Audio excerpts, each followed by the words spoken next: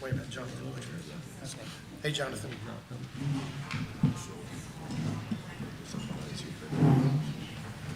Are you in the Palmetto Club? Yeah, just come in the Sumter Street side. Second floor.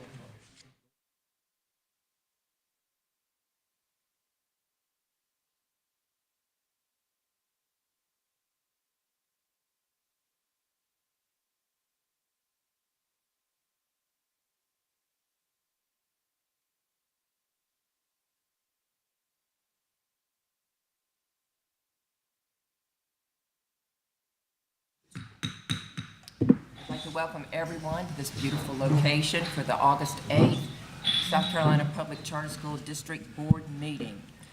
We will call the meeting to order, and I want to thank the Palmetto Club for having us. This is probably the third time I've been hosted here. We've been hosted here for different events, and it's just such a gracious thing that they do for us. I just wish they had better parking. That's my only thing. Anyway, I will now call on my great friend, Randy Page, for the invocation. Let us pray. Heavenly Father, we thank you for the day you've given to us. We thank you for the many blessings. We thank you for this new academic year as it has begun in a number of the schools. We just pray that you would be with the school boards for each of our schools, with the teachers, with the administration, with the students as they begin a new year. And for those who have been impacted because of Tropical Storm Debbie, we just pray that you would just help them as they move through that and just give wisdom to school leadership. And Lord, we just thank you for the opportunity that we have to get together today and to learn about what is being done in South Carolina's public charter schools. And we just pray that you give us wisdom, give us strength, and help us as we move through today's agenda. We pray all these things in Jesus' name. Amen. Amen. Amen. And now Dexter Davis, Board Member Dexter Davis, will lead us in the Pledge of May we Allegiance. stand, please? Pledge allegiance to the flag of the United States of America and to the republic for which it stands, one nation, under God, indivisible, with liberty and justice for all. Oh, thank you. Thank you. Now we will go right back to Secretary Davis for the reading of the roll call. Jonathan Butcher. Well, I'm here now. Dexter W.J. Davis, present. Mr. Stephen Gilchrist. Present. Mr. Kip Miller. Present. Madam Chair. Present? Mr. Randy Page. Present.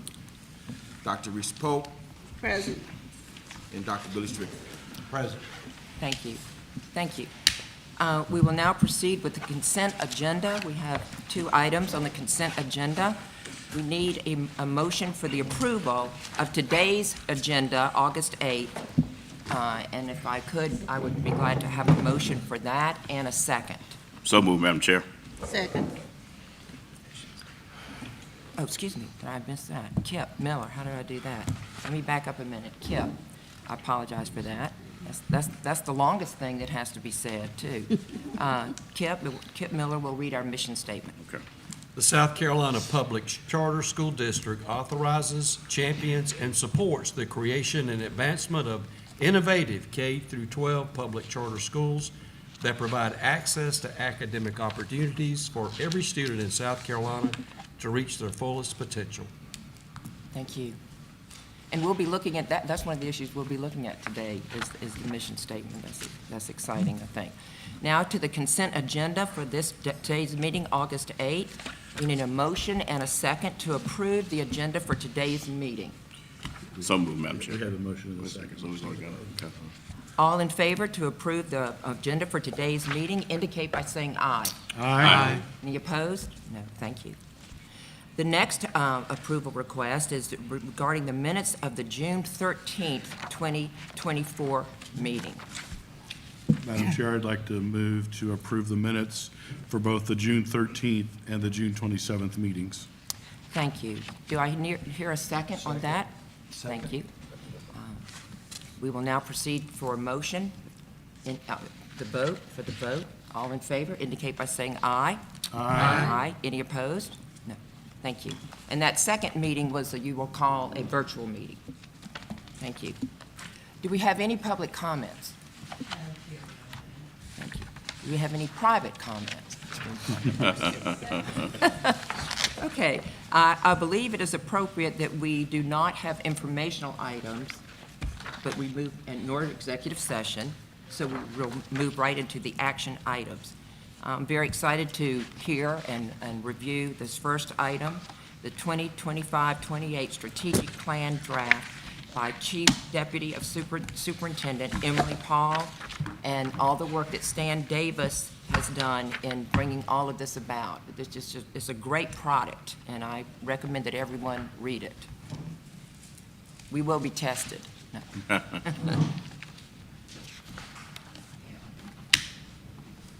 Good morning. Can y'all hear me? All right. I am so happy to again have Stan Davis here with us to walk us through the process that we went through to develop the strategic plan and walk you all through the draft that we are proposing today. Before I do that, I just wanted to recognize quickly the Strategic Planning Committee. So if you could please stand when I call your name, that would be great. These folks volunteered their extra time to sit on this committee, help us gather stakeholder information, give their feedback from their perspective on the district, and help us review all of the proposed plans.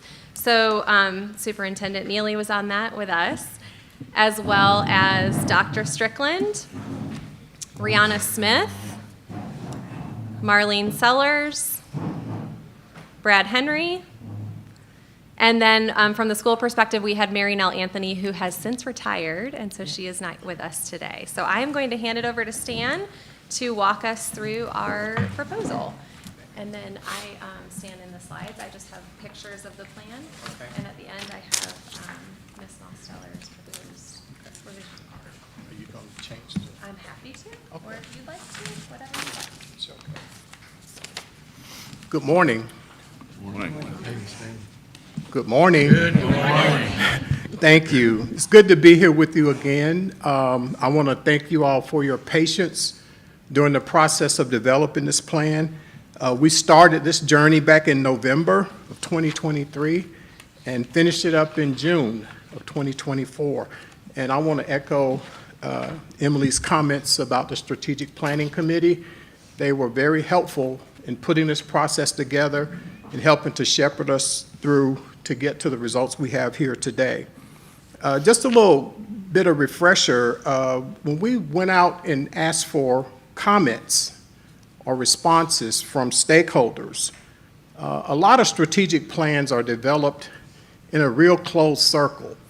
But the thing I admire about what you all do is that you are inclusive with your stakeholders, your staff, your leadership team, and your board. So you get 3 or 4 different perspectives on this organization so that we can put together the ideas that will build a roadmap to the future. And in responses, we had over 88% of the board responded to our request for input. 50% of our stakeholders responded. Staff was 100%. Now, I've never seen that before. So that was really good. So all in all, we had 91 separate input points to this strategic planning document. And I think what we've created here is something that builds upon what you had already done before, but also gives you the light ahead for where you're going in the next 3 or 4 years. So I'm going to walk you through this plan real quick. I hope you had an opportunity to read it because this is a draft document and Strategic Planning Committee approved this, so I'm happy to present it to you here today. Other way, okay. Thank you. So we started out with an executive summary that just basically captures the essence of where you are right now in your evolution. A lot of organizations go through what we call this evolutionary curve of growth, rediscovery, and get to a point to where they need to institute change or they need to stay on the road they're on because they're on the road going in the right direction. And that is what I believe that you all are doing. You're on the road going in the right direction. So this plan should be a guidelines for you to follow as you move forward. So in the summary statement, we just basically laid out, yes, sir. I just want to be clear, can everybody see this? All right, is it possible to maybe clear that up? I'm sorry. I think we might have all Copy copies. of it. Does everybody have a copy? I don't think. Yeah. You have, you have it? Okay, perfect. Thank you. Okay, That's a good question. you're gonna turn the lights down? Oh, okay. So this plan kind of summarized where you came from and where you are right now, and then it sets the pace for your direction going forward. When we look at this document, we found out that we had 4 areas that we wanted to focus on. Now, we had 4 areas last time when we did this back in 2023, but these areas have been fine-tuned so that they're inclusive of the directional things you need to take care of going forward. So when we look at this, we start out with organizational development, communications, and outreach, and excuse me, advocacy, and then supporting a culture of excellence. When we look at these areas, they build upon what you've already developed going forward. And the last one is the new one, which we call nurturing growth. Because you're a growing organization, you're expanding, you're adding more tools to your toolbox, you're adding more schools to your portfolio, and you're adding more ideas to how you deliver on the products that you produce when you develop charter schools. So we have 4 areas that we're going to focus on. So, and we start out, we didn't go in and change mission, vision, values. We tweaked them just a little bit for clarity, and we're going to look at mission a little bit later here. So I'm going to jump right into the strategic focus areas. Underneath organizational development, the key here is the evidence of success. What do we need to see in order for us to determine that we're moving in the right direction? And here you have 2. A strong governance structure with increasing board capacity and knowledge of responsibility. That's for your growth and development so that you can drive and move this organization forward.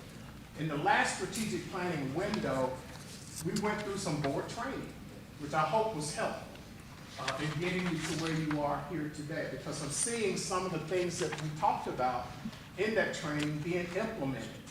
And it's gone down through the staff, and everyone has got the Kaizen idea, right? So we're moving forward with that. The second one was a strong and agile staff team structured with the equitable opportunities for development and growth. Nurturing people makes this organization work. You have a great team in place, and it's synchronized so that you're making a lot of progress. That's why your strategic plan from last time went through 2025, but you got a lot of that stuff done. So we're doing this new one in 2024. You have a great team in place. I call your high-performance work team, okay? And that's an honor to do that, because I've seen some low-performance work teams, and you all have the essence of what it takes to get a lot of things done. And your clients, your stakeholders out there, they acknowledge that as well. You're responsive to what the needs are, and you are doing some good things to help them meet their mission. So those are our evidence of success. So we have 2 long-range goals here. One is to increase the board capacity. The second one is to recruit, develop, and retain a talented staff that reflects the school population in your portfolio. These are similar to what you had before, but we've built upon that so that we can grow going forward. And then under, sorry, I keep going backwards. Under our second one, communication, outreach, and advocacy, our evidence of success was increasing the brand awareness, because more people need to know about the excellent things you're doing so that they can come on board to become stakeholders or supporters, or better yet, advocates of your work. So increasing that brand awareness, getting that feedback from your stakeholders, increasing the number of high-performing charter schools, and then quantifiable evidence of closing the achievement gap. That is so important because it's written in a lot of the language that you use when you're describing what you do. You're trying to close that achievement gap. so that students have a fair shot at a really successful. We're doing that by differentiating the public charter school district from other school choice options, and then intentionally recruit new planning committee members from opportunities that you run into out in the marketplace.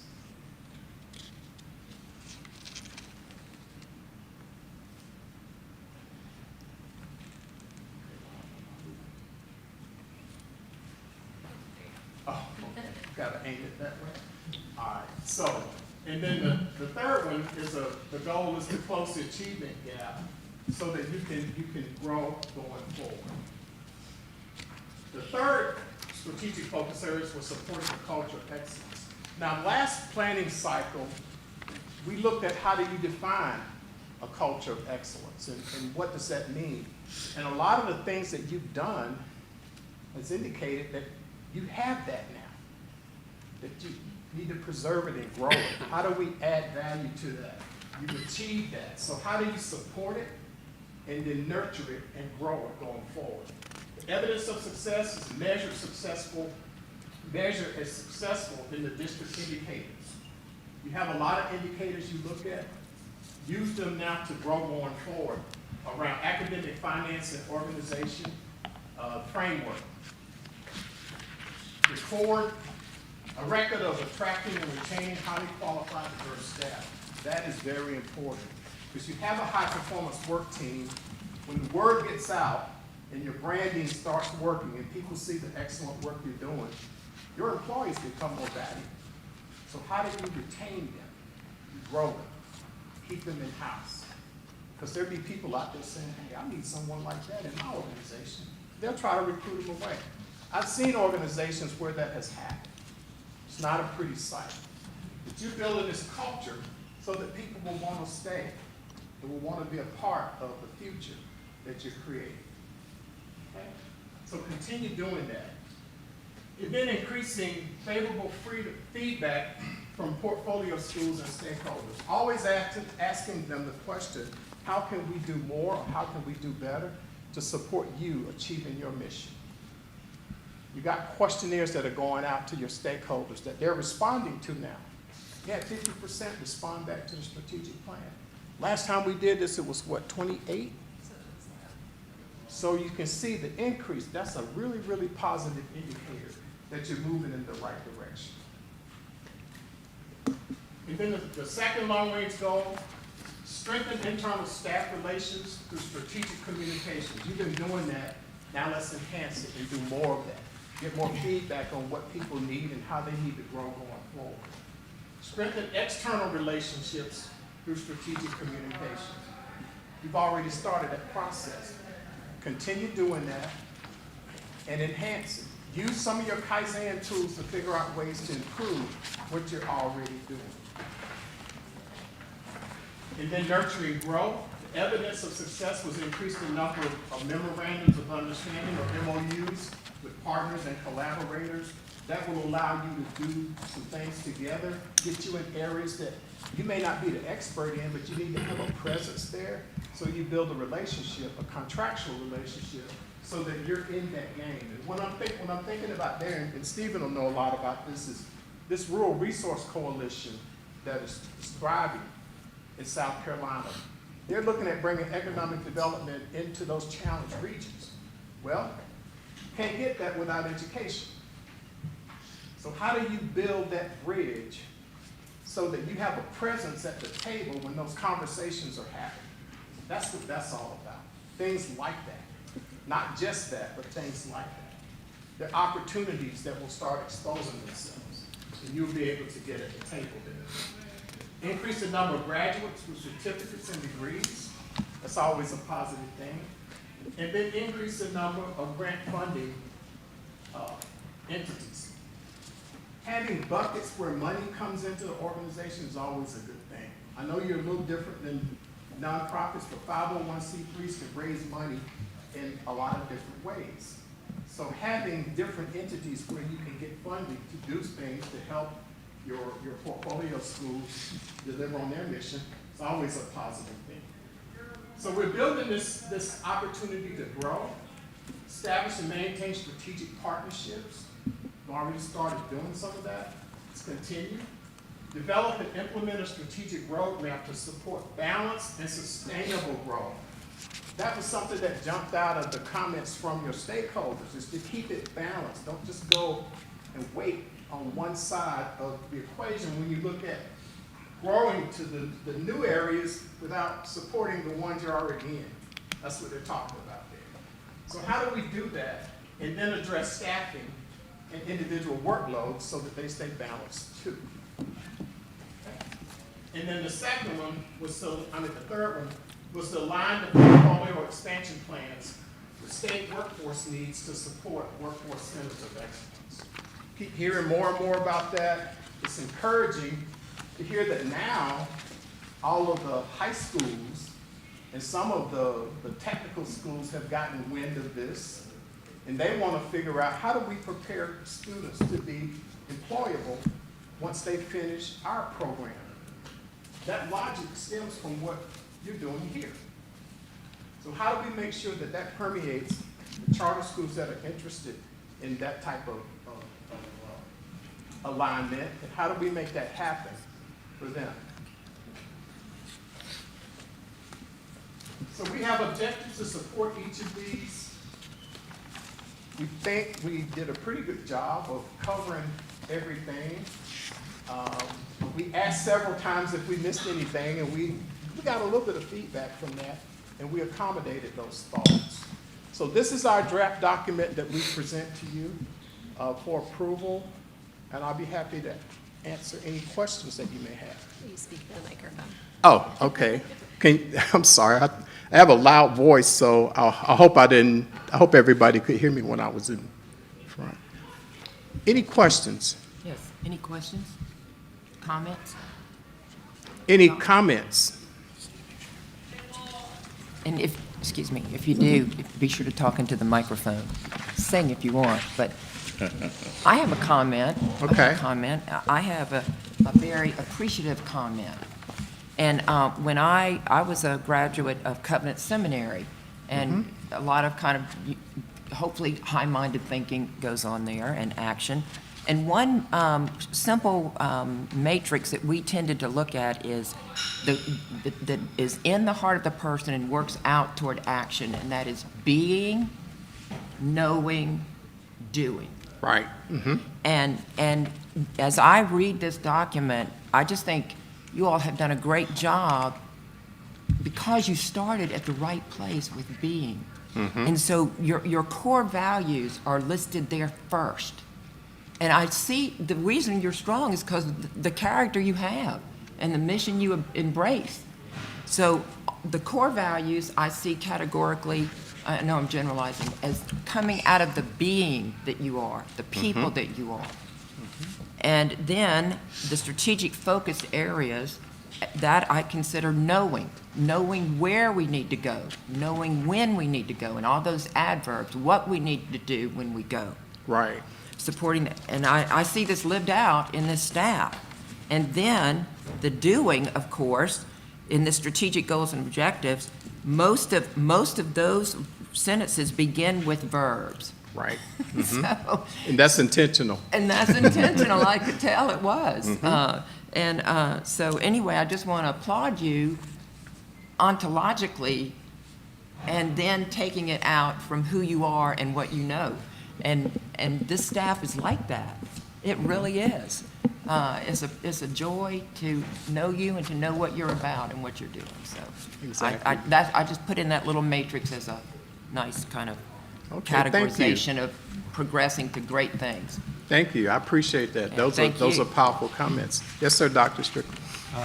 Madam Chair, I think in my long number of years doing strategic plans, this group is very dedicated, and it was very dedicated to exactly what you're saying. Are we writing this with the intention of making sure that is there? And it's like Stan said, everything there was intentional to make sure that was done. And there was a lot of conversations. The only negative thing in the whole thing when Emily called me, oh, see there, she's going to plead guilty. She knows she's guilty. We were talking about this won't take real long and it won't take much time. I won't say that wasn't entirely true, but we cling on every word and, the group to get it right. And I think this document is on a scale of 1 to 10, has got to be pushing the 10 because it was very intentionally done, as you said, Madam Chair. And with that in mind, to see the focus of this board and this outstanding group of staff. Thank you. So true. Thank you. Madam Chair? Thank you. Mr. Gilchrist. Yeah, no, I just want to echo my board colleagues' comments. I like livable documents, something that doesn't just go on a shelf and just sits there. And as you read through this, clearly you guys have thought, the team did an awesome job in thinking about how do we make sure that the objectives within the document are something that we can actually do. The other thing that I was very pleased to see, this idea around brand awareness. With everything that's going on in the media right now regarding charter schools, brand awareness is critically important. And we do a really good job of ensuring that, that we are the leadership team that helps to create an environment where charter schools matter in South Carolina. And so I just wanted to thank you for that, and just hats off again to the team for great work. Okay, thank you for those comments. Sure. The next step, like Cindy was leading up to, what she was doing was this, bringing it down to each individual having an actionable step that they take to make these real. And Emily and I have been working on the annual plan, okay? But we want to make sure we got an approved document first before we really hammer in on that thing. That'll give you a tool to measure and monitor your progress quarterly, okay? You can see where are we with these goals and objectives. So this document won't sit on the shelf. I've been a part of boards that developed strategic plans that went up on the shelf. I don't like those. It's a waste of time and a waste of money.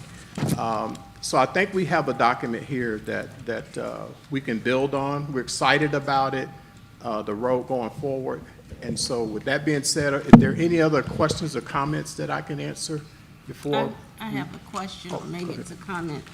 I noticed that we mentioned a lot about diversity, but I only see the word used one time. It's really not something that, it's not something that would lead us to have schools that have the number of students they should have based on the population they serve. And really, it's nothing that says that we should try to have a diverse staff. I see we have a diverse board, but we really don't have a diverse staff. And I think that we're really weak in terms of diversity as far as this plan is concerned. Okay. Well, I know in one of the actionable items, I'm trying to remember which one. In supporting a culture of excellence, it says attracting and retaining a highly qualified and diverse staff. But it's hard to retain what you don't already have. So. Yeah, well, the idea is to get them Yeah. and keep them. Right. Because what usually happens is when you get highly successful people to come in and join your organization, no matter what their background or level of experience is, they're highly recruitable. And it's been my experience in the 24 years that I've been doing this work that you can be intentional and go out and recruit some high-powered people to come in and run your organization that come from all spectrums. And they have opportunities approaching them all the time. So the idea is to do the right things to recruit them, but also do the right things to retain them so that they feel part of the culture that we're trying to improve. And I think there's a strategy in here, and I know there's an actionable item with the staff to do exactly that. So let's get them, let's identify where they are first, and then bring them here, make them part of the culture, and integrate them into the excellence that's already going on here. That's what the intention was. Did I say that right? I know that's what Chris's intention is, and I know that's what Emily's working on as well. Maybe in branding, we need to try to change the opinion of our charter schools. I know that I tried to get a rural district to become or be interested in charter schools, but the image is that charter schools are segregated schools. Okay. And that's an image that we need to change within the branding concept. Exactly, exactly, and I think that's where you attack that. In your messaging, in how you communicate with your visual communication Right. and your verbal, all at the same time needs to reflect the reality of what we're seeing. And if we have an aspiration to go in a direction where we really want to represent the population, we need to show that. It Right. needs to be reflective. So those comments came back from the stakeholders, the staff, it's really strong, and board as well. So we want to make sure that there's something in here that we can hold ourselves accountable to doing to make that happen. Okay? Did that answer your question? Yeah, I see it under supporting a culture of excellence, but I think it needs to be in our organization as well. Okay, all right. Okay, thank you. Any other questions? I have a question. Dr. Pope, I didn't hear, I couldn't hear down here. You I'm said the sorry. image, what did you say the image was again? The image is that our charter schools are really, they're either black charter schools or white charter schools. There's not a, and then when we have schools that come before us that want to be reinstated or whatever, they don't try to meet the population that they serve. They're not trying to say, well, I'm in a population of 60% black, so I should have that percentage of black students. They get the siblings, and if the siblings are white, and of course, the students that they take in, they're usually white. They're not trying to meet the goals of serving the community that they are in. Thank you. Okay. Are there any other questions? Okay, well, thank you. Emily, you want to take it from here? I will, thank you. All right. So Chairman Mosteller has some proposed changes to our mission statement and also the addition of a position statement. So I'm going to put them up on the screen, and then I will hand it over to you to talk those through. Thank you. Well, I'm really excited about this, and I think we'll find, well, number one, we want open discussion where, whatever anybody thinks, A to Z. But our mission statement, our revised mission statement is longer. Do we have the current? We don't have the current one here, do we? It's in our document. 3? Right here. Page 4. Page 4. Okay. Just so you'll know, just so everybody will know, we'll read that, and then it'll give you a little sense of what we're changing. What is the proposed change?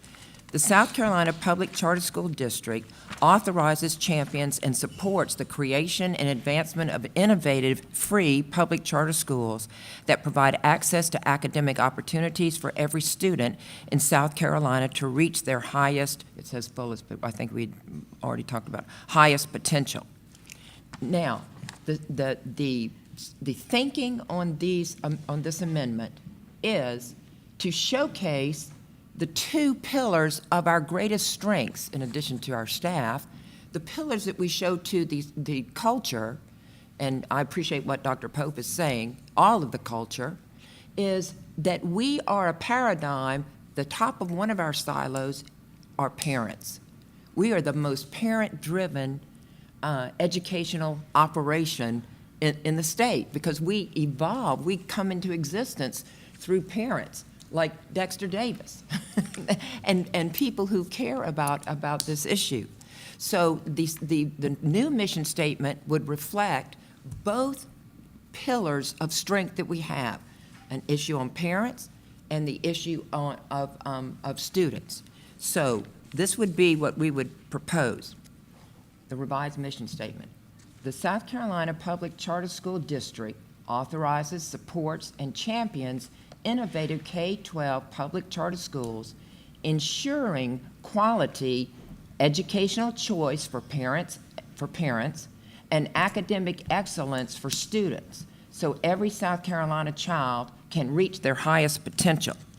And just in my simplistic mind, sometimes I think there's a beautiful way to illustrate it when it comes down like done, centered, so you can see clearly, we could capitalize, the academic choice for parents and educational choice for students. So it has a certain beauty to it when it's written even in a little bit different way, because it highlights the two-tiered strengths of what the charter school mission is about. So I'll just read it one more time, just for the flow of it. The South Carolina Public Charter School District authorizes, supports, and champions innovative K-12 public charter schools, ensuring quality educational choice for parents and academic excellence for students, so every South Carolina child can reach their highest potential.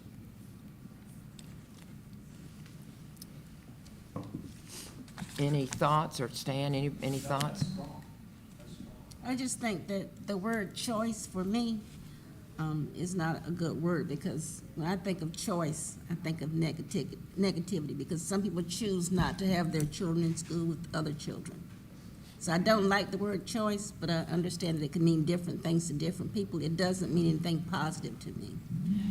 You know, that's an interesting point, because I've heard that too before, and I'd be very open to any discussion on that, because I don't know, the paradigm of school choice started before any of us. So it's already in existence as a movement. That is, and with that, any comments? But What it I was did, a negative movement in my day.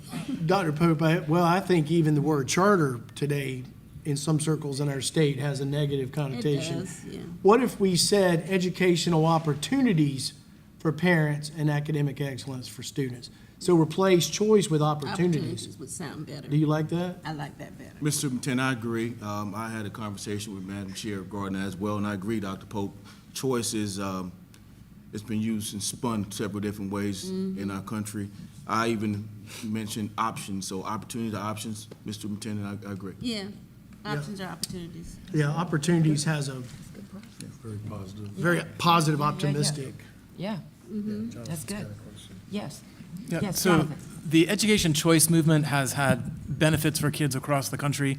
I just want to defend the idea of school choice and parent choice. So I'm fine to change the word to opportunity, but we have to remember that the charter school movement came out of efforts to give every child quality options. So changing choice to opportunity is fine, but the school choice movement is an important part of the freedom movement and the protection of liberty for all families. I would just add, we probably just want to only capitalize proper nouns, so education choice, parents, academic excellence, students should probably just be lowercase. So that I can we're- understand that. Yeah. I just like the look of it, but I can understand.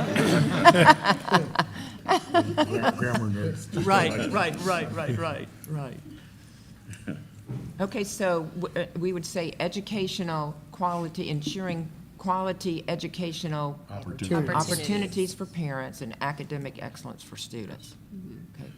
And Yes. Madam Chair, I don't believe the position statement would be something totally new, correct? Yes, and we'll go into Okay. that, yeah. Okay. Yes, so, yeah, I wanted to deal with the mission statement first, because we're kind of more used to that.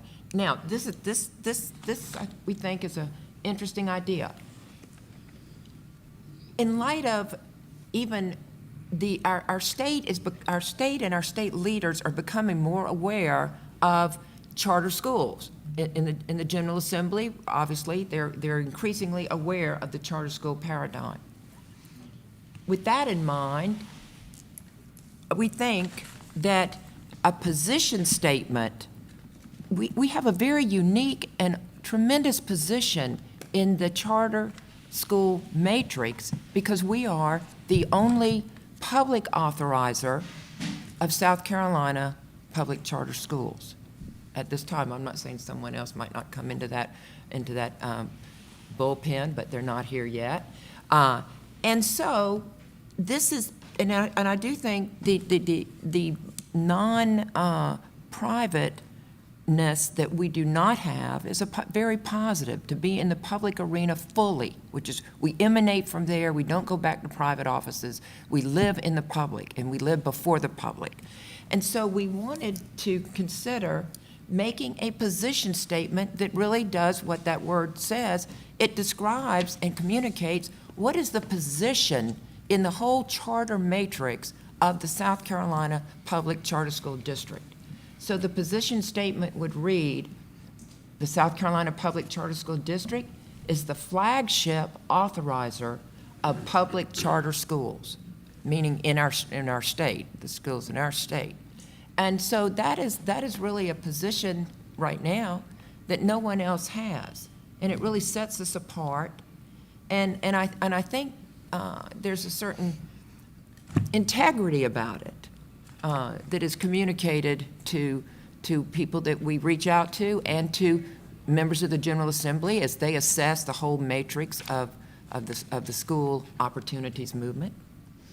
And so we think this would be something, it's short, and it would be said at the beginning of every board meeting, just as a way of articulating what we think is one of our core strengths, where we emanate from, and who we willingly and gladly answer to. So we think that is what this is about. Great. Madam Chair, thank you for bringing this up and kind of laying it out for the board today. I think in light of everything that we see going on in the various centers of influence here in South Carolina, most notably with the legislature, and then to stand out differently, that this is a very good, succinct way to be a differentiator between us and others who are in this arena. So I concur. Thank you. Thank you for those thoughts. Any other thoughts? So my first question was going to be, was this an internal or external statement? And it sounds like it's an external statement that we are claiming to be something that may be different in people's minds for every citizen. I think taking an approach of humility is always the best approach to take, and the Bible says, be humble and let others exalt you. I think it's a great internal purpose statement that's what we strive to be. And even if we added some kind of wording like that in the position statement, I think might be more acceptable to the people in which we serve and those other charter authorizers in our state. Any other points? Yes? Uh-huh.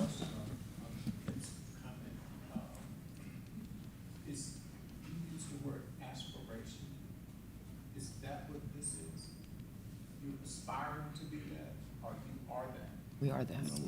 We are that. Are there? Should we mention, I mean, I don't know if this makes it clunky, but, because we are the flagship authorizer, we're the flagship public authorizer, because we're the only public authorizer.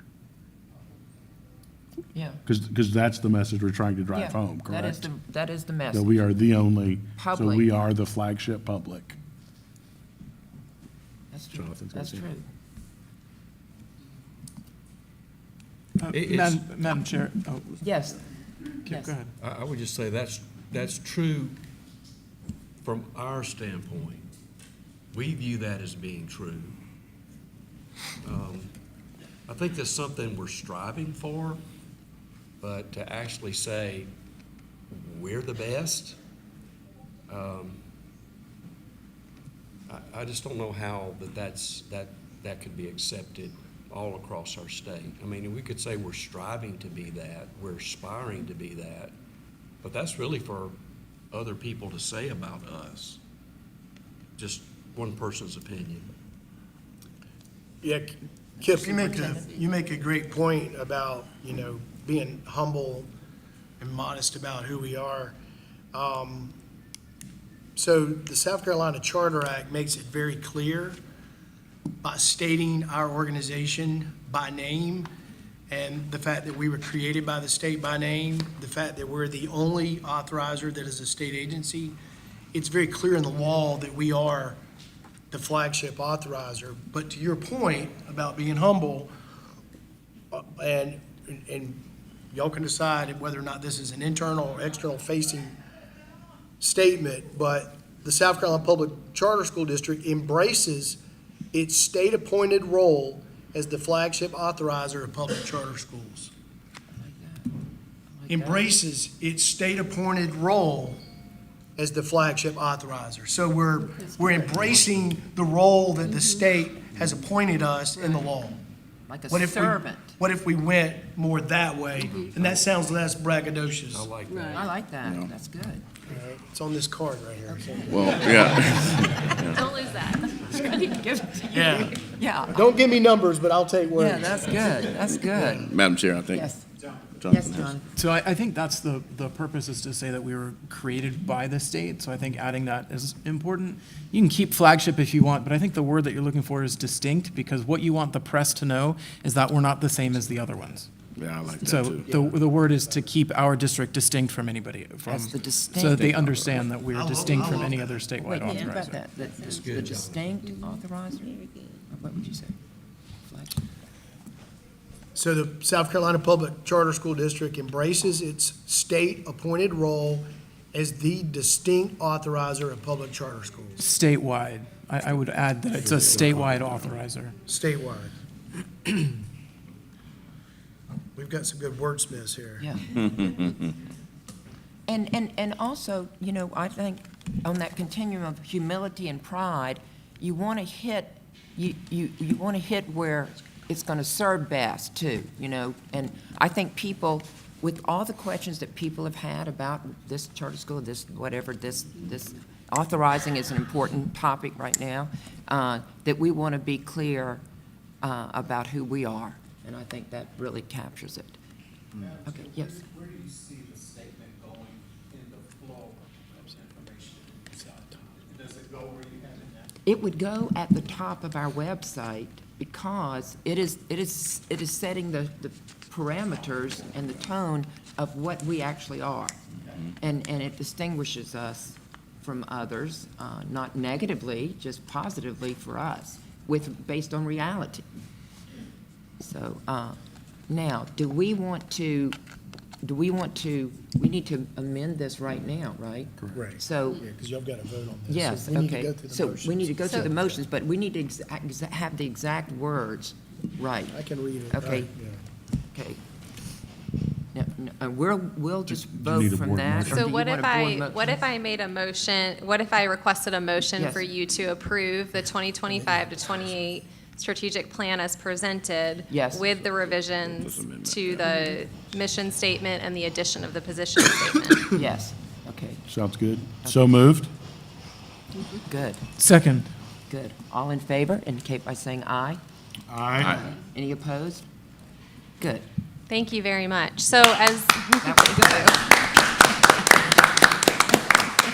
So as Stan mentioned, this plan is not one that goes on a shelf. I am so happy to work in a place that this really is our guiding beacon for the next 3 or 2 or 1 years.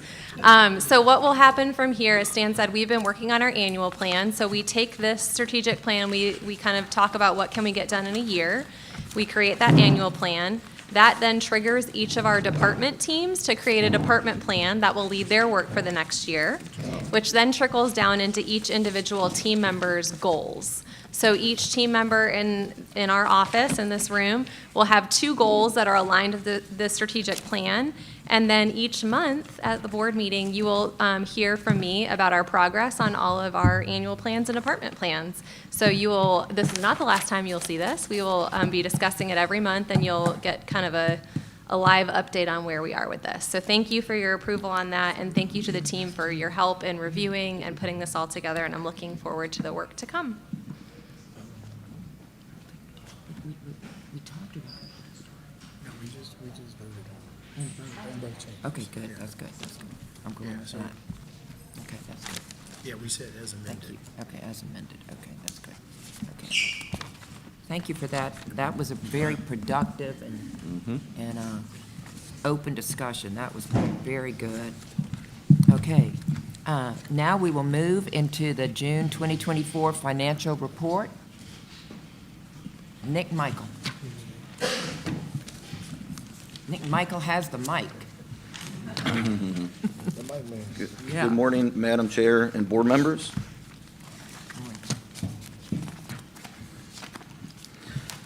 At the end of June, we expect 0% of the general fund approved budget to remain. We are currently at 2.42%. My report will show the district is bringing in more revenue than forecasted, especially interest revenue from our investments.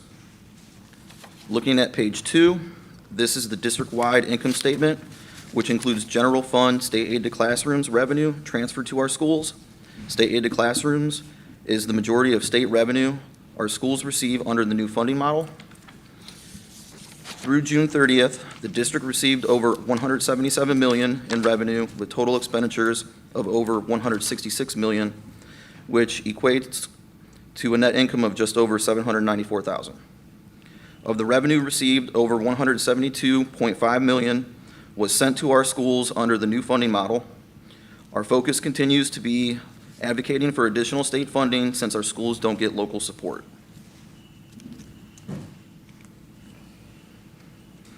On page 3, this report is the income statement for the district office only, which includes only general fund revenue recorded for the 2% authorizing fee, donations, interest income, and any other local sources.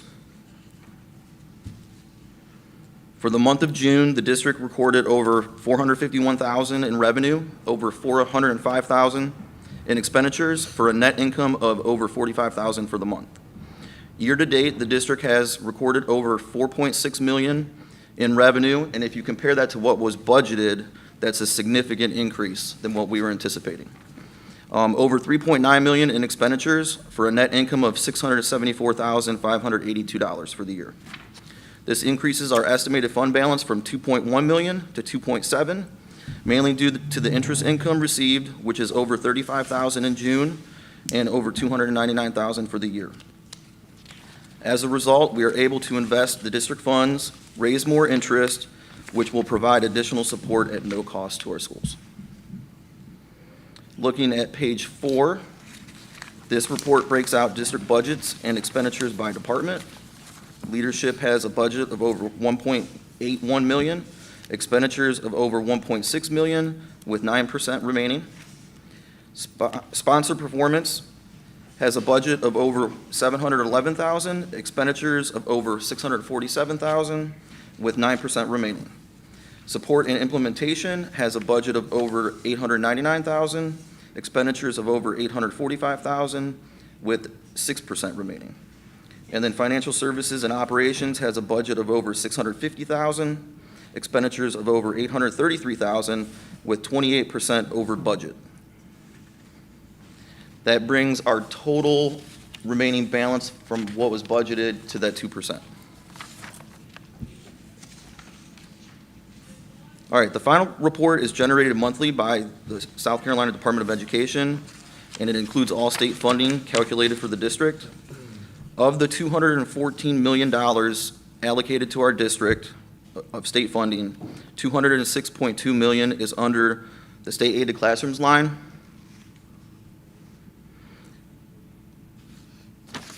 Which is 96.28%.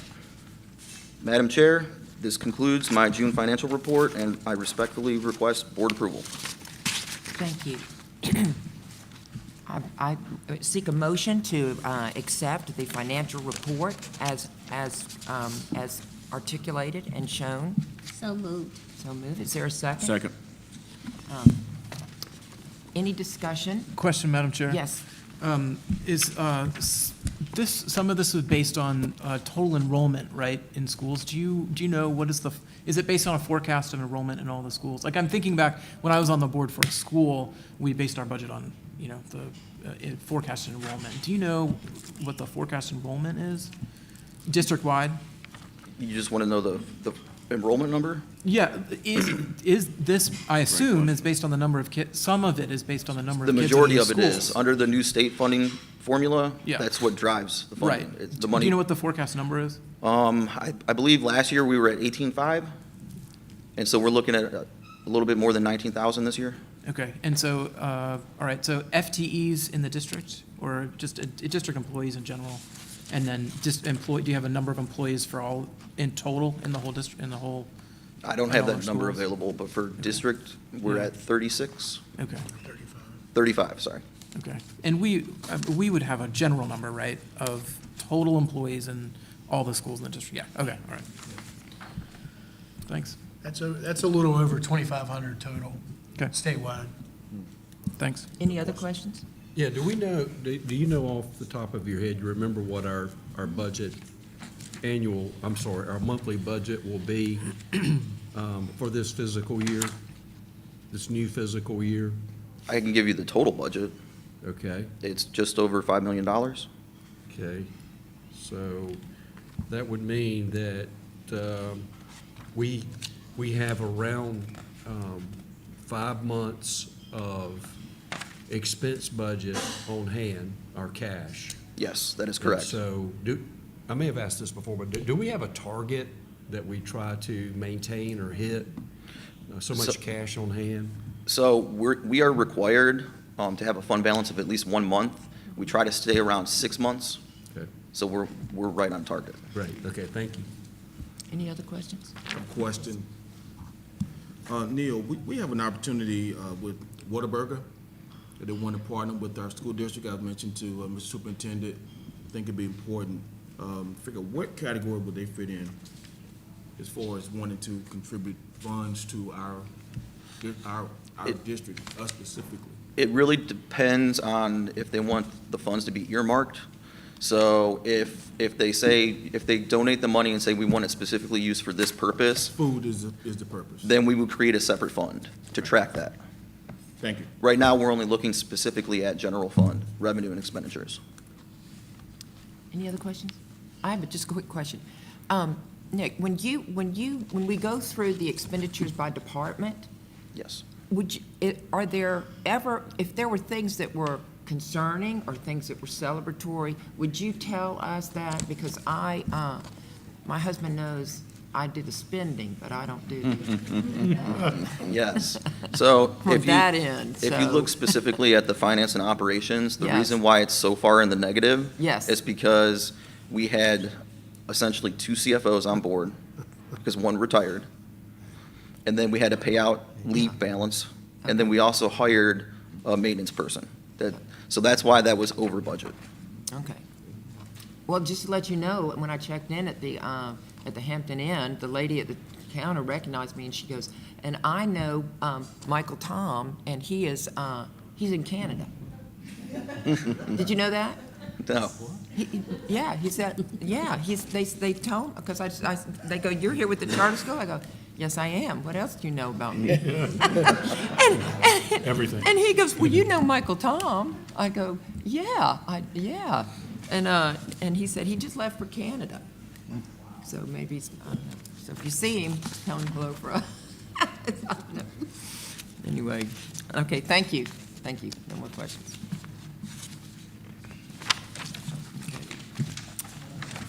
All right, I'm We're going ready. We- to quickly update you all with my finance updates before we move on to, I believe, John. So we are approaching the deadline for fiscal year '24 grant claiming, which is August 15th. And I would like to report that we have processed all of the claims for our schools, and we are finishing up with our district internal claims this week. So we are ahead of schedule, and everything's been reimbursed to our schools. Wow. Of the 50,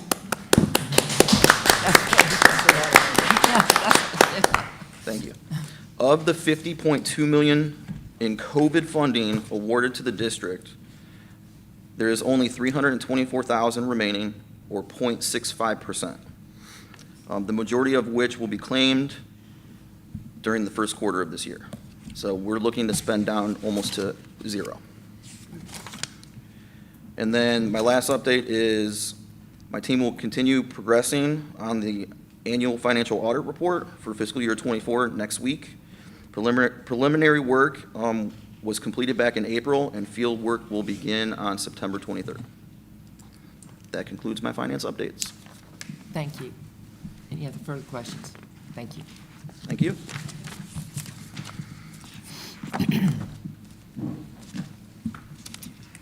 Okay, so we did a motion, we did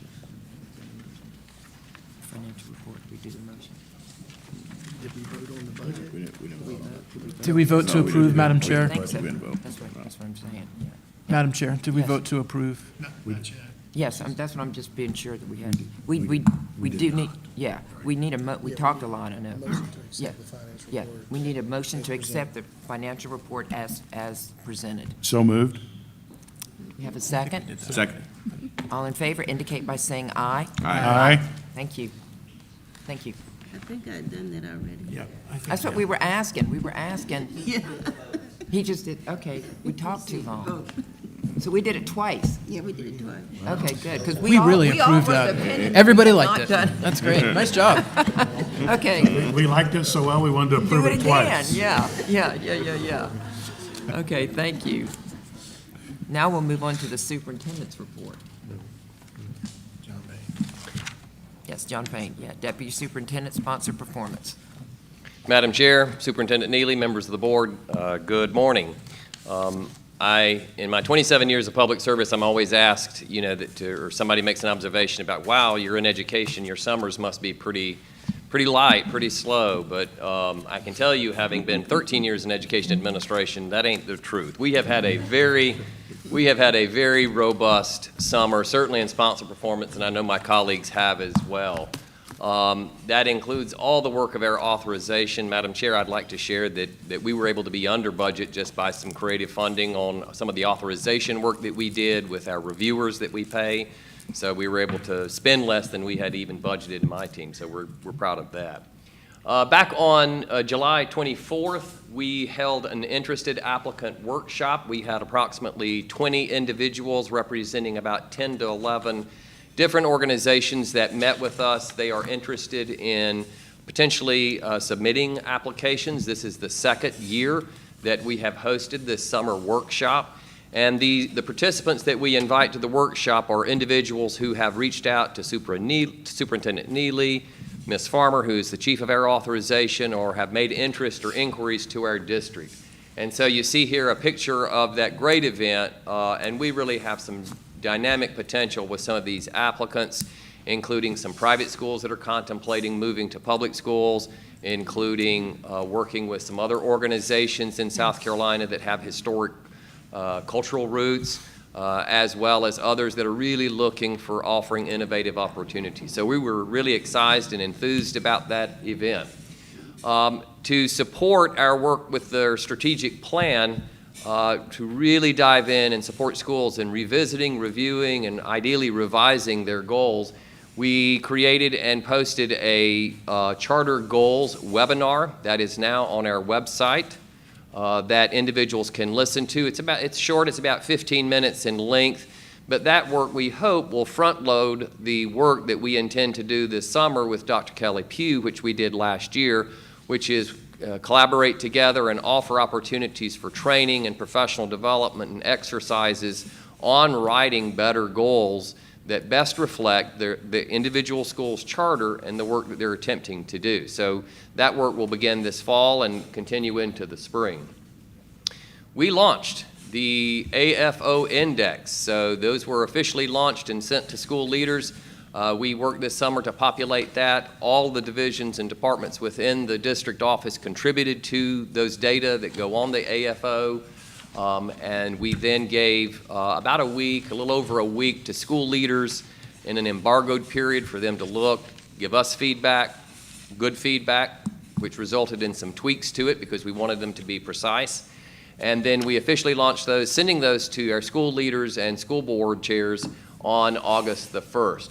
As part of that, we developed and launched a pre-recorded webinar describing the AFO, as well as crafted an AFO guide, which is I hope, somewhat a simplistic document that describes and explicates our academic, finance, and operations charter accountability system.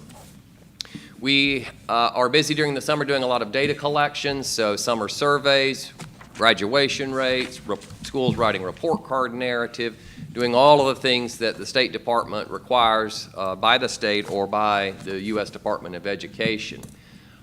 We have now added, you may recall sometime back, we mentioned that we had created District Data Center, the District Data Center, and which were at that time Google folders that were right restricted for each school, so we could put student-level data into those folders the school could go and then pick up and use for, looking at data, investigating, analyzing it, that thing. And so now we have created that to live through our website. So if you go to our website, there's a District Data Center. Josh Finley, our Director of Data and Accountability, and the team put that together. It is also right restricted, and they have strict processes in place for giving and removing access from individuals. So we're very pleased at that. Lastly, we hosted our Power School summer training. That was from July 8th until July 11th. That included 2 days for new Power School administrators, a day for returning ones, and then a day to talk about what's the EdFi migration, which is just a way of storing data consistently, which the state has now moved to. And in addition to that, a lot of work over the summer with respect to rolling over Power School, getting our school set up, and making sure all the systems are a go. So we've had a very busy summer. In terms of non-material changes, we only had one to report for this month, and it was a change, or refinement, I should say, to the mission statement for Carolus Online Academy.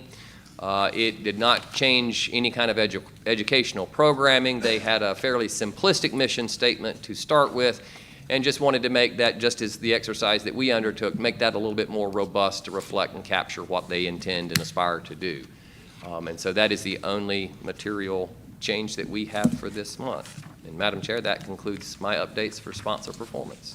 Thank you. Thank you for that substantive report. One question, Madam Chair, and I'm sorry if I missed it. Who are the number of applicants represented in that interested applicant workshop? I think it was around 10, either 10 or 11. I can get, Mr. Butcher, I can get you the specific numbers, about 10 or 11 different entities represented. Thanks. Madam Chair, if I can what's one positive from going from private to, obviously, the public charter school district? Just one positive. So one positive, I think, would be, because we do have private schools in South Carolina, that have tuitions. And so enabling, while, through a public funding opportunity to create those to give public choice, obviously they must be non-denominational, non-religious in nature, must be accepting of all students. But some of the ones that we have engaged with are already represented or more diverse than their local school district, and are committed to those kinds of things. So I think it creates an opportunity to give choice to parents for which they don't have to find tuition. Thank you. Thank you. Good question. Any other questions? Thank you, John. Yes, ma'am. Thank you very much. Now we'll have Emily Baker, Support and Implementation, Deputy Superintendent of Support and Implementation. Thanks. Good morning. It's good to see all of you. Today I have 3 quick updates from our team. The first is we have a new special ed coordinator. So our staff now has 2 special ed coordinators working on our support and implementation team. I would like to welcome Betty Freeman, if she can stand.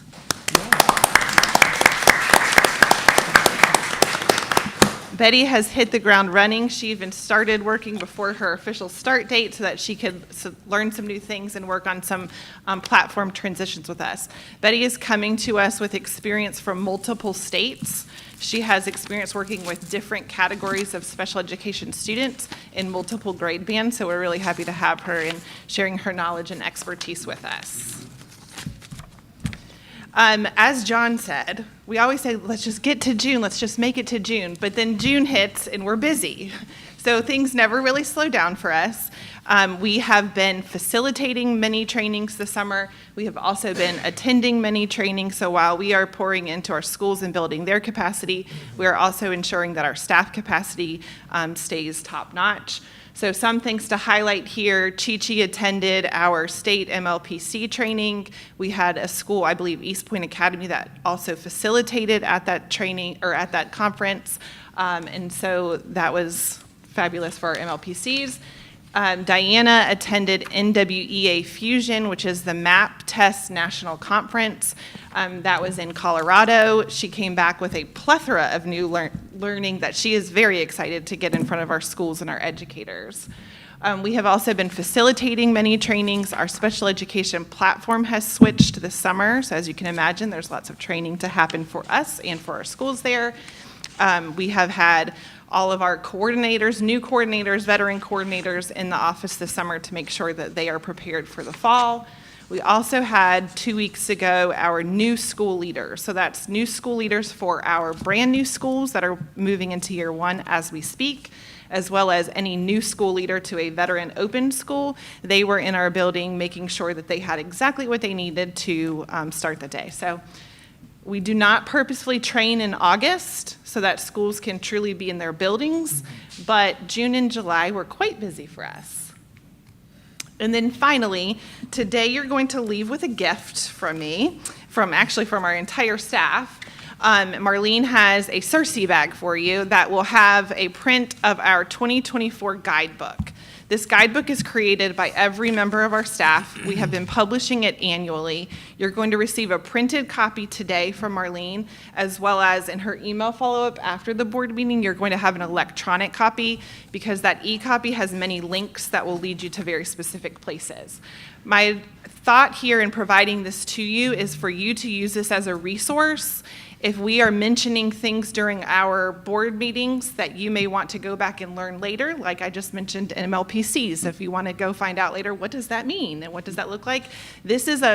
The way I explain it to our schools is this is the starting place. If you're new to South Carolina, if you're new to education, or you have a new role, this is the first place to go to say, okay, here's the bluff of what that item is. Here's exactly who on our team will support you, who are the direct contacts at the State Department, and then links to resources if you choose to dig further. So like I said, you're going to get that resource today, both in print, and then you'll have an email with the link for the electronic copy. We do publish that annually, so we'll update that for you next year. We shared that with our school leaders in July as well, so they all have that copy. The one thing I would share with you in that document, once you get your hands on it today, and I'm sure it's going to be on your bedside tonight, is two things. One is the staff roles and responsibilities. So for example, I introduced Betty to you today. You could go directly to that resource and see exactly which buckets Betty oversees on that roles and responsibilities chart. So for our staff, that will be updated for you often. And then the table of contents is going to tell you exactly, if you want to look up McKinney-Vento, it's going to tell you exactly what page you'll find those McKinney-Vento resources on. So look at those two documents when you take your first peruse of that resource. And that concludes my support and implementation update. That's pretty awesome. Madam Chair, I would like to move into item C under our superintendent's report for an employee recognition. Yes. If Superintendent Neely and Emily Paul could please join me up front.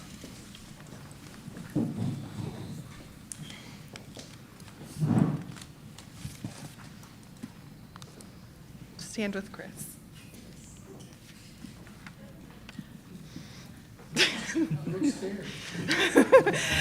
The South, yeah, you were out of town last week. I'm just kidding. The South Carolina Association for School Administrators, or SCASA, has an arm of their organization called the Center for Executive Education Leadership, or SEAL. The SEAL program offers leadership development for novice and seasoned assistant principals, district leaders, and superintendents. The comprehensive SEAL model includes programming that incorporates rigorous participant assessment, core content to support growth and strategic leadership, interpersonal leadership, and results-focused leadership. SEAL requires formal mentoring and coaching supports for leaders at all stages of their career. SEAL for district leaders has 3 strands: silver, gold, and platinum. The completion of all 3 strands is quite an accomplishment across 3 years. It is with great pleasure and honor that I inform you today and celebrate alongside you Emily Paul's completion of SEAL's district level leaders program. Not only did Emily complete all 3 strands of SEAL, she was honored with an award for collaboration as well. I want to share with you words from SEAL's Liz Michael pertaining to Emily's recent accomplishment. Emily fully committed to her leadership development by actively participating in a cohort of her professional level peers through SCASA's Center for Executive Education Leadership. She earned her platinum certificate by completing 9 targeted leadership workshops over the past 3 years, as well as other program elements, including a rigorous assessment process, individual development plan, experiential activities, and intensive coaching related to her behavioral goals. In addition to earning her platinum certificate, Emily also earned a special commendation badge signifying notable strength in collaboration as observed by program facilitators and coaches. Emily, we are proud of you. Congratulations.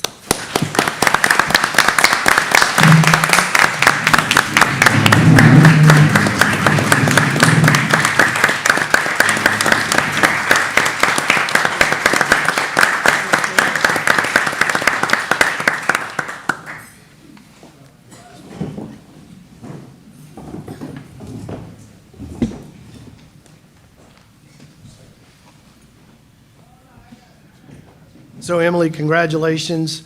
There was a lot of hard work, a lot of time and effort that went into the 3 years you participated in the SEAL program, and we have 2 superintendents here that have been very engaged in the past in SCASA and the SEAL program and know what it takes. What I presented Emily with was the district's first challenge coin. So who here knows what a challenge coin is, or have you ever received a challenge coin? All right, so a challenge coin, the history is that Roman soldiers would be presented a coin that in recognition of their integrity, character, dedication, and bravery. And that tradition has been passed on through militaries across the world ever since the Roman Empire. And in the United States military, we present challenge coins to people that have done a great job and have demonstrated strong character and bravery. And I think it's all fair to say, and I think Liz Michael and her remarks said it best, Emily is a great collaborator. She was the director and leader of our strategic plan in partnership with Stan.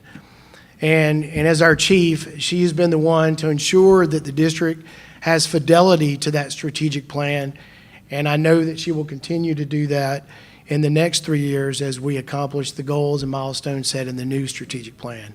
So we're going to use these coins. We have them printed. I want to thank Marlene because it was Marlene's talents that worked with the designer to build out a coin that is aligned with our mission, vision, and values.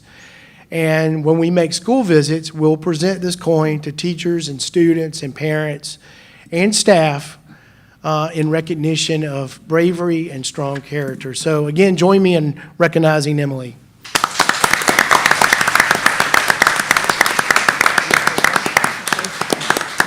Thank y'all, but it's not just me, it's all of you. So thank you.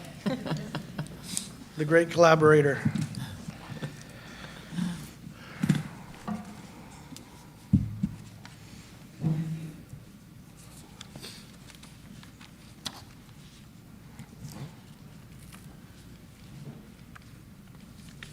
There we go. We're back to school.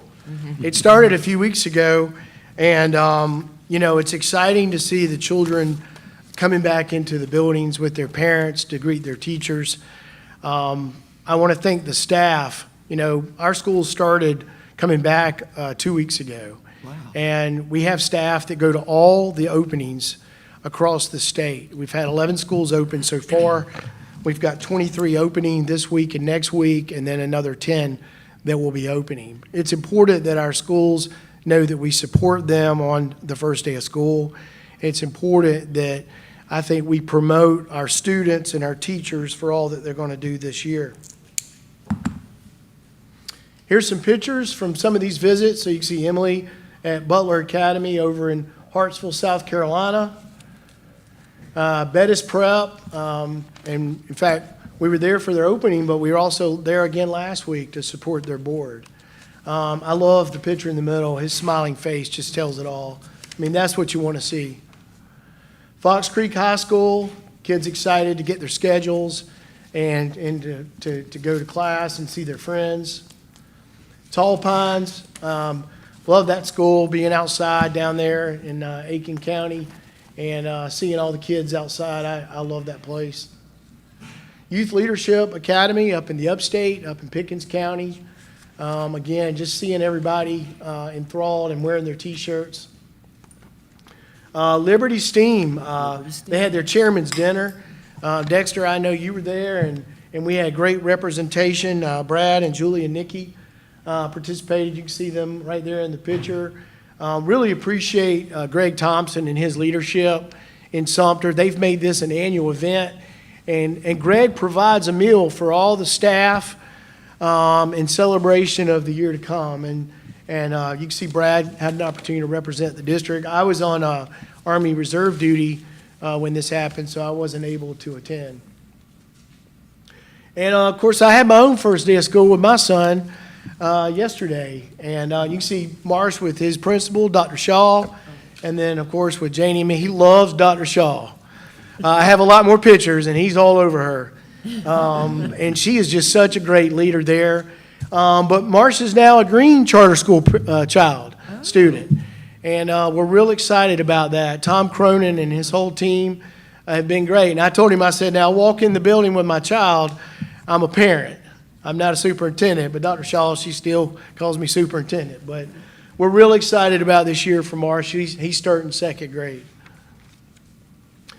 So, you know, we just approved our strategic plan going forward, and I think it's important to recognize how important it is for any organization to have strategic alignment and guidance going forward. I saw this ad actually this morning when I was reading the Wall Street Journal, and it's actually an ad for a defense firm that is creating and building autonomous weapon systems for the United States military.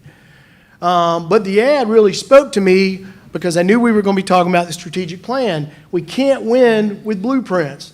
So you see you've got a Navy controller on the deck of an aircraft carrier, if you can't tell that, and paper airplanes that are digital that are blueprints. Well, that's not going to win wars. Well, we're not going to win the fight of poverty and closing the achievement gap in our district if we just take the document and we wave it around. It takes this board that we have that has been intentional about creating alignment for our district. It takes a great staff of leaders like all of you to come together and create a great culture and climate in partnership with our schools to be able to accomplish the goals that we have set forth for the children of our state. So I just wanted to share that with you. I love visuals and I love ads. And I just thought this kind of really represented. We want to be more than that in our district. And I think that is something that really sets us apart. I haven't led another school district, but I've led other organizations, and I have to believe that very few organizations actually go through the strategic planning process and get feedback from all of their key stakeholders. I had one of our school leaders tell me last year, he said, well, I got a strategic plan. I spent the weekend writing it. That's not a strategic plan. That's an individual plan. Right. What we did today was a strategic plan because it was collaborative.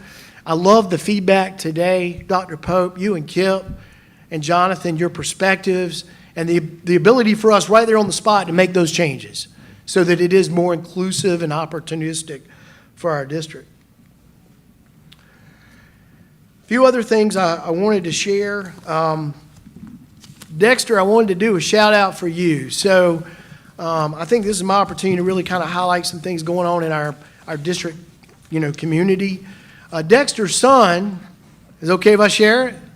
Yes, sir.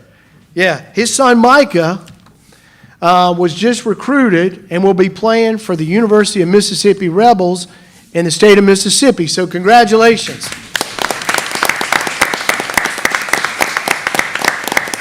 Dexter was a real proud papa. He sent me the text the other day with the news story, and I know you're proud, and he's already got on his red, white, and blue over there. So we're going to expect to see you tailgating and an invitation to go and see Micah play. Now that he's a little closer to home. I wanted to also recognize, Dawn is not here today, but her daughter Brianna just gave birth to her first grandson, Caden Lee Lofton. So let's give Dawn and her family a round of applause. I think it's also important to note that, we have a couple staff members who are dealing with some family challenges. Let's just, keep a whole district family in your thoughts and prayers. We all have things going on in our lives and in our families. Some of you have shared some of those things with me today. But I think it's important that we keep each other in thought and prayer in the days and months ahead. The last thing I'll say is I got a call yesterday from another superintendent. I'm not going to mention their name, but they were from the upstate. And he called to say, Chris, I just wanted to let you know how much I appreciate the South Carolina Public Charter School District and the fact that you all have such fidelity to the law and that you are so true to your mission of putting kids first. And that meant a lot to me. I've worked, this is my 5th school year, believe it or not, starting this month. And that meant a lot to me because this team has worked so hard for 5 years to get us to the point where we can be strategically aligned within the district, but also with our schools.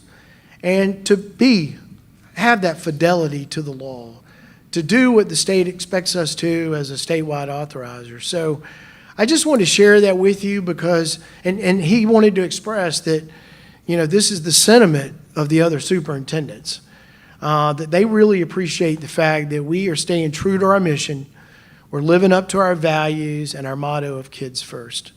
This time I'll open the floor to the board for any questions or comments. I do have a comment. On August the 26th, certainly want to invite everybody in this room to attend the Whataburger grand opening here in Irmo. They really want to partner with us and look forward to hosting us at the grand opening. All right, we'll be there. That sounds exciting, and I don't know anybody that doesn't like Whataburger. I'm glad they're coming. They're just down the road from Marcia's new school, so yeah. Any other board members have any comments or questions? All right, I'll yes, just make ma'am. one quick comment. I just thought the processing immediacy that the board had today was just very good. We didn't have to, everybody who needed had ears to hear, heart to hear, action, bias for action. It was a very nice experience to do that in real time. Thank you. Well, and I mentioned Stan a few minutes ago when we were talking about Emily, but I just wanted to again point out, Stan, how much we appreciate you. You're not an external partner, you're a member of this family. And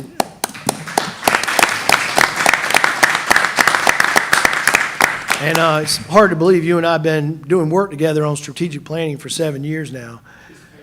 It's paying off. Yeah. It's paying off. And what I want to see, my expectation for the staff now is not only to focus on the strategic plan we approved today, but I would like to see each of our departments work with Stan on a departmental plan that aligns with the greater vision. And so that you all can have further input on how your department is going to be strategically aligned with the vision, mission, and values of our district. So hearing no other questions or comments, just a reminder that we do have lunch being served today. Okay, so I'll ask for a motion to adjourn. So moved. Second? Second. All in favor? Aye. Thank you.